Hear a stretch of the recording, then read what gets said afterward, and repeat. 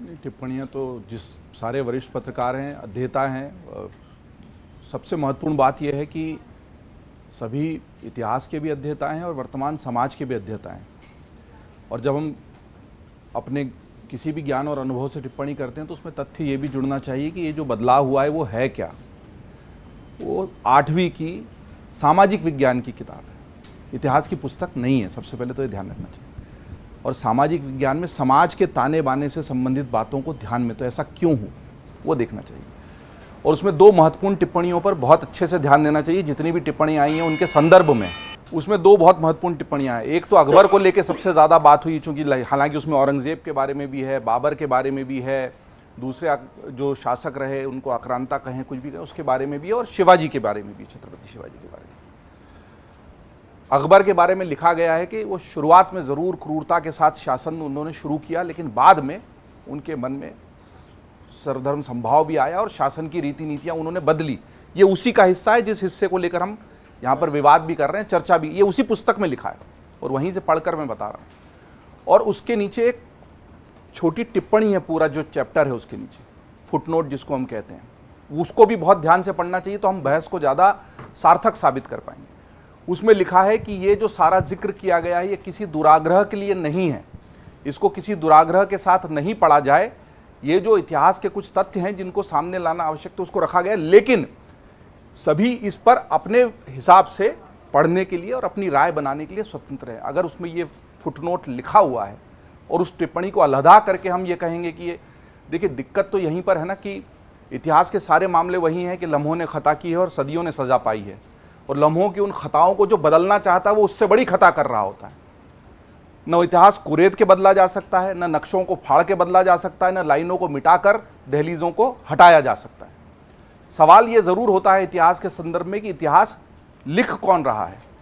वो शासक जिसके हाथ में तलवार है और उसके पीछे 2 चारण भाट हैं, उनकी दृष्टि से इतिहास लिखा जा रहा है, या जिसकी गर्दन पर तलवार लगी है और उसकी गर्दन से खून बहा और उसके नरमुंडों की ढेर में एक और नरमुंड शामिल हो गया, क्या वो लिख रहा है? इतिहास लिखा किसने? तब जो शासक थे वो ये बता रहे 1856 से 1656 से उन्होंने किया, अगर तो उसके पास 50-60 साल थे।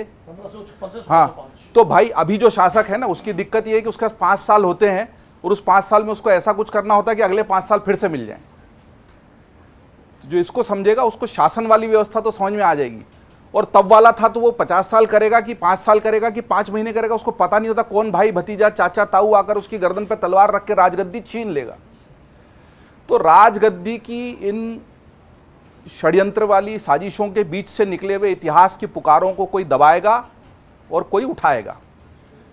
दबाया भी अपने हित के लिए जाएगा और उठाया भी अपने हित के लिए जाएगा। सवाल यह है कि इतिहास क्या है? क्या अत्याचार नहीं हुए?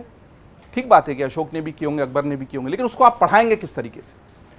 क्या जर्मनी में हिटलर को एक सम्राट के रूप में, एक हीरो के रूप में प्रस्तुत किया जाएगा? आज भी जर्मनी में यातना शिविर संजोकर क्यों रखे गए हैं? एक पूरी नस्ल को, एक पूरी कौम को मिटा देने के उद्देश्य से जिस हिटलर ने इस पूरे विश्व को जीतने की और एक नस्ल को समाप्त करने की जो कोशिश की थी, उसको आप किस रूप में याद करेंगे? इस सवाल के जवाब में सब कुछ आ जाता है। अभी अवधेश जी कह रहे थे कि 3 करोड़ की आबादी कम हो गई। उस आंकड़े के विवाद में गए बगैर हिटलर की तो तमाम जितनी भी कोशिशें थी, उसके बाद माना जाता है कि 60 लाख यहूदियों को उसने मार दिया। जो यातना शिविर हैं उनमें मैं गया हूं, और वहां पर जब उनको भस्म किया जाता था भट्टियों में, तो उससे जो चिथड़े उड़ते थे आसपास की छतों पर परतें जम जाती थी उसकी। जर्मनी के लोगों को यह क्यों पढ़ाया जाता है? यह भी छुपाया जा सकता था। नस्ल के आधार पर इस तरीके से मनुष्य के साथ यातना करना, भेदभाव करना गलत है। और यह गलत है कि नहीं, पहले इसका जवाब सारे विद्वान वक्ता दे दे। और अगर गलत है तो यह याद रखने के लिए है कि ऐसा नहीं होना चाहिए। किसी ने धर्म के आधार पर, नस्ल के आधार पर, चमड़ी के रंग के आधार पर, बाल के रंग के आधार पर, कद के आधार पर, काठी के आधार पर, जाति के आधार पर, वर्ण के आधार पर अगर तलवारें चलाई हैं तो वो गलत है, और आने वाला सभ्य समाज इसको स्वीकार नहीं करेगा। इसलिए बच्चों को ये पढ़ना ही चाहिए। और जिसने इसको छुपाया है उसने अपराध किया है।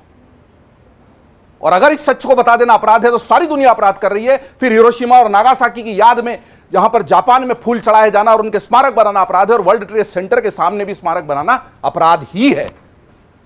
किसी भी तरह के आतंक के खिलाफ आने वाले समाज को सचेत करना आवश्यक है। जिसने छुपाया, मैं किसी राजनीति में नहीं पढ़ रहा हूं, जिसने छुपाया वो अपराधी है, और अगर वो बता रहा है और तथ्यों के आधार पर बता रहा है और इसलिए बता रहा है कि बच्चे इसको समझें तो सही है, और वो इसलिए बता रहा है कि उसकी कुर्सी बची रहे तो भी सही। शासकों की राजनीति में मैं नहीं जाऊंगा। अगर आप ये वीडियो YouTube पर देख रहे हैं तो हमारे चैनल को सब्सक्राइब कर बेल आइकन दबाएं, और Facebook पर देख रहे हैं तो हमारे पेज को लाइक करें।